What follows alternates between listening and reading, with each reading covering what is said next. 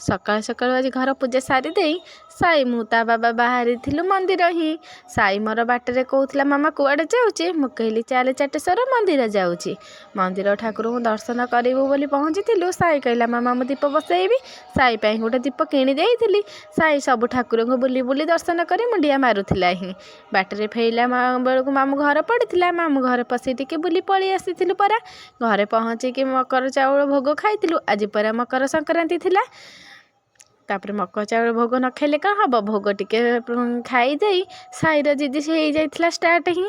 ସାଇ ଜିଦି କରୁଥିଲା ଗୁଡ଼ି ଉଡ଼େଇବ ବୋଲି। ମକର ସଂକ୍ରାନ୍ତି ତାକୁ କାଲି ଗୁରୁମା କହିଦେଇଥିଲେ ଗୁଡ଼ି ଉଡ଼େଇବ ବୋଲି। ତାପରେ ବାଟ ସାରା ବହୁତ ସାରା ଗୁଡ଼ି ଦେଖି ଦେଖି ଆସିଥିଲା। ତାପରେ ସାଇର ବାବା ଯାଇ ଗୁଡ଼ି ଆଣି ଦେଇଥିଲେ ତାକୁ ପରା। ତାପରେ ଆମ ଗ୍ରାମ ଦେବତୀ ପାଖରେ ପହଞ୍ଚିଥିଲୁ। ସେଠି ଗୀତା ପାଠ ଟିକେ ହେଉଥିଲା।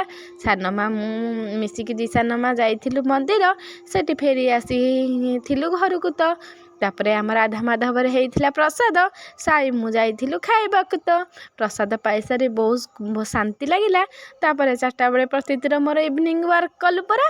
ଭିଡ଼ିଓଟି ଭଲ ଲାଗିଥିଲେ ମୋ ଚ୍ୟାନେଲକୁ ସବସ୍କ୍ରାଇବ୍ କରିଦେବେ ଆଉ ମୋତେ ଗୋଟେ ଲାଇକ୍ କରିଦେବେ।